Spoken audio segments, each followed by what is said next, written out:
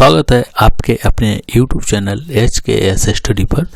दोस्तों, आज का वीडियो जैसा कि थंबनेल में भी देखा होगा और वीडियो में भी देख रहे हैं कि हम सहारा रिफंड की जो पोर्टल है CRCS उस पे वीडियो बनाने चल रहे हैं।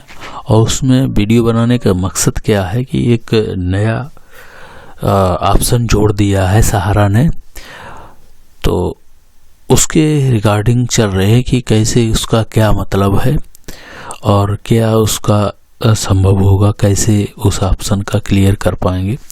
तो देखते हैं। सबसे पहले तो ये भी पहले ही था, जमाकर्ता पंजीकरण, जमाकर्ता लॉगिन, और यहाँ पे माननीय सुप्रीम कोर्ट का आदेश आधार सीडिंग। दोस्तों, ये वाला जो ऑप्शन है आधार सीडिंग का, ये नया जोड़ दिया है। अब ये क्यों जोड़ा गया है, क्या है, इस पे पूरी बात करेंगे और कैसे हम जान पाएंगे कि आपके आधार का पे या जो भी सीडिंग प्रक्रिया है क्या है। तो इसमें होता क्या है, आधार सीडिंग का काम होता है कि आपका बैंक में आधार का जुड़ाव होना। अब इसमें भी दो चीजें होती हैं, एक NPCI मैपिंग और एक AEPS के लिए। AEPS का ऑप्शन आपका अगर जो एक से अधिक बैंकों में अकाउंट है तो हो सकता है, 2 से 3 अगर जो अकाउंट हैं तो आपके सभी में AEPS से पैसा निकाल पाएं। लेकिन जो आधार सीडिंग की प्रक्रिया हो गई NPS पे, तो उस पे क्या होगा, वो केवल एक ही बैंक में आपका आधार लिंक होता है। और कुछ लोगों का ऐसा भी होता है कि अंगूठे से तो पैसा निकाल लेते हैं, लेकिन है क्या, उन लोगों का आधार सीडिंग किसी भी बैंक में नहीं है। तो ऐसी स्थिति में जितने भी DBTL से लाभ होते हैं, जैसे कि गैस की जो सब्सिडी है उसका पैसा आना, PM सम्मान निधि का पैसा आना, और ओल्ड एज, विडो और दिव्यांग जन पेंशन का पैसा आना। तो दोस्तों, ये जिस भी लोगों का आधार सीडिंग नहीं होगा उसी के तहत आपका ये सहारा का पैसा भी आएगा DBTL के ही द्वारा। यानी कि सही तौर पे या एक सीधे से शब्द में कहें तो जो सरकारी पैसा होता है, जो सरकार आपको पैसा देती है, वो पैसा DBTL के द्वारा ही आता है, यानी डायरेक्ट ट्रांसफर बेनिफिट। तो ये जो पैसा है वो जब तक आपका आधार सीडिंग नहीं होगा तब तक आपके अकाउंट में नहीं आएगा। तो एक तो इन्होंने यहाँ पे जो मैसेज दिया है उस पे, फॉर्म दिया है उस पे हम बताते हैं कि क्या कैसे करना होगा। ये वाला फॉर्म यहाँ पे डाउनलोड हो गया है। तो आधार सीडिंग प्रोसेस इन्होंने बताया है, तो उसके बाद में ये फॉर्म दिया है। यहाँ पे लिखा गया application for linking seeding Aadhaar number and receiving DBTL benefits into bank account NPCI mapping. NPCI mapping के लिए अब इन्होंने ये प्रोसेस बताया है। अब चेक और करके बताएंगे कि आगे वीडियो में बताएंगे कि कैसे आप अपने घर बैठे चेक कर सकते हैं हमारा मैपिंग सही है या नहीं है। तो उस पर भी बात करेंगे। यहाँ पे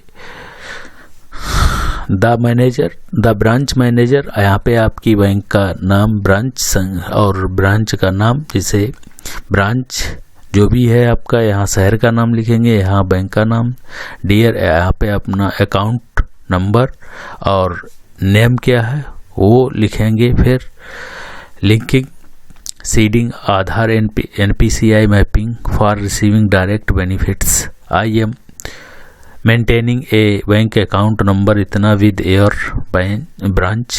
तो ये हो जाएगा। उसके बाद में I submit my Aadhaar number and voluntary give my consent.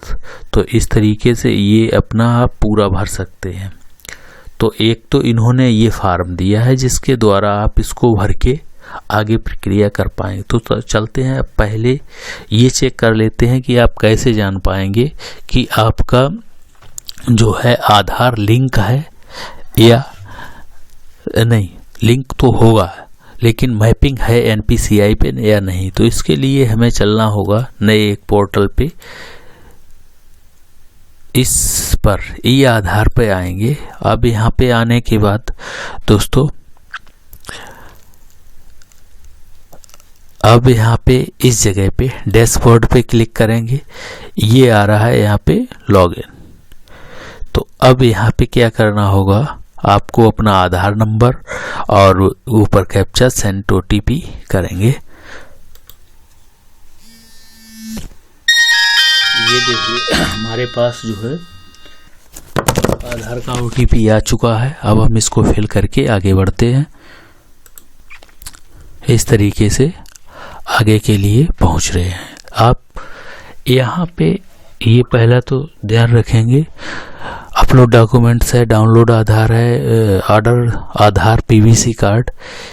इस जगह पे आएंगे bank seeding status. Bank seeding status पे आके यहाँ पे क्लिक कर देंगे। तो अब यहाँ पे इस चीज़ को समझना बहुत ज़रूरी है आपको।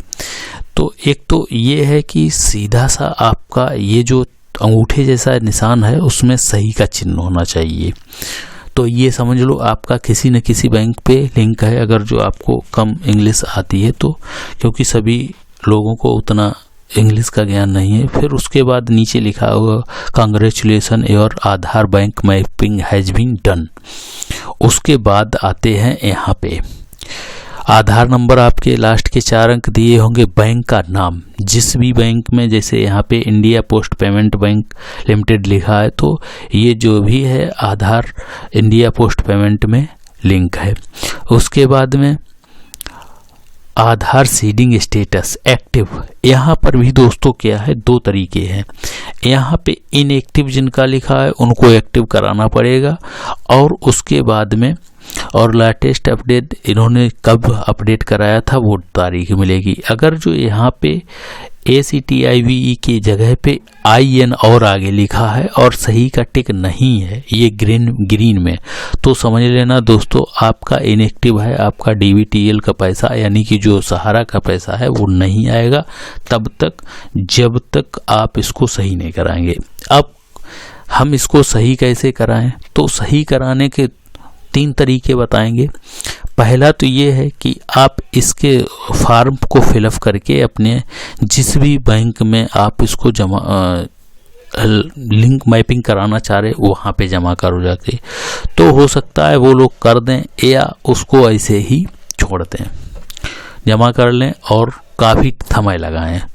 तो एक तो रास्ता ये हो गया। नंबर 2 पे क्या करना होगा, आपको सीधा अपने यहाँ के पोस्ट ऑफिस में चले जाना। तो वहाँ पे जाके उनसे बोलना कि हमें जो है एक आपके यहाँ पे अकाउंट ओपन कराना है, जिसमें ये उनसे बोलना है कि हमको DBTL यानी कि जो सरकारी पैसा है वो इसी अकाउंट में लेना है। तो वो वहाँ पे अकाउंट ओपन के समय ही एक्टिव कर देंगे। एक तो ये हो गया। दूसरा ये है कि एयरटेल पेमेंट बैंक में भी आप अकाउंट ओपन करा सकते हैं, क्योंकि एयरटेल पेमेंट बैंक के जो अकाउंट होता है वो आपका मोबाइल नंबर ही अकाउंट हो जाएगा और उसमें एक्टिव करा दें। वहाँ पे भी यही बोल रहा है कि इसी खाते में हमारा जब ओपन कराएंगे तो उनसे कह दें कि हमारी सब्सिडी इसी अकाउंट में आनी चाहिए, तो वहाँ पे एस हो जाएगा और आपका पैसा उसी अकाउंट में आने लगेगा। उम्मीद है ये चीज़ें